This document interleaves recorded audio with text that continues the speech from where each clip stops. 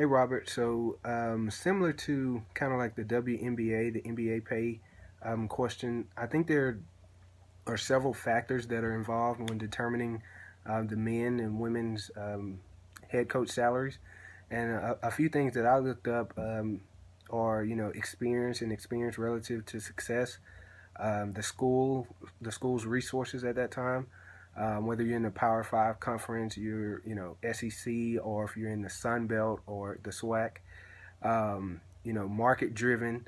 Those things, those factors play into how much a coach may make. And attached here, I have some articles that kind of explain or share those same beliefs.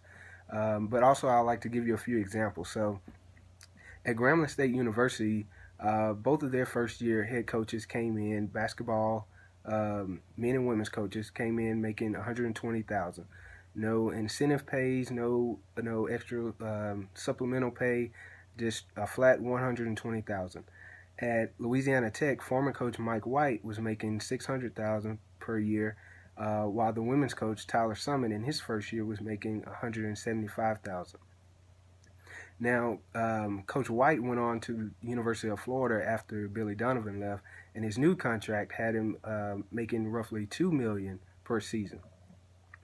So now at LSU, Coach Johnny Jones, the men's coach, and Coach Nikki Vargas, the women's coach, both make a base salary of $1.5 million. With Coach Johnny Jones having the opportunity to make $1 million in supplemental pay, and Coach Vargas making $750,000 in supplemental pay. Just in these examples alone, you're able to see that the bigger the school, the more resources you have, the opportunities that a coach will make more, have more in their salary.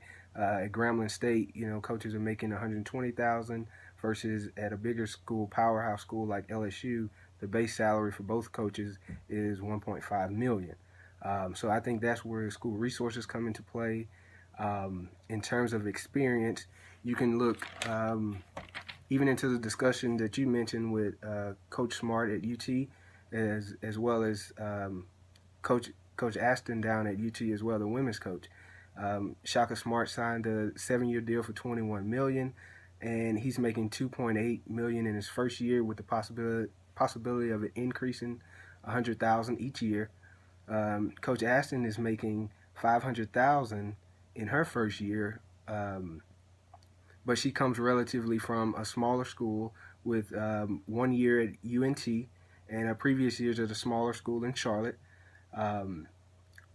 So I think you see that the NCAA strives to overall to have equal pay in their base salaries, but what happens is, there's non-university income that comes into play from, whether it's speeches, coming from camps, different apparel deals from, like, for example, Nike or Adidas or something like that, and then bonuses.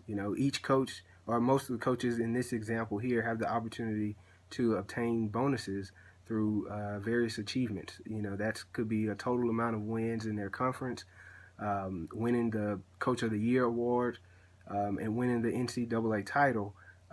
Bonuses come into play. So I think the NCAA is striving to have equal pay in their contracts and in their base salaries, and where you see some of the differences come into the supplemental pays, the bonuses, and the non-university commitments.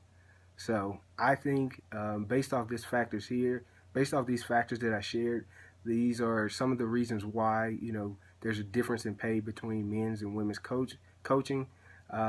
And I think going forward, the NCAA will continue to try to have equal pay between the coaches. Thank you.